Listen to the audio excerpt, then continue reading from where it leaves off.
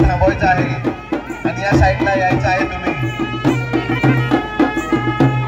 कारण आपल्या पुढील कार्यक्रमाला उशीर होईल.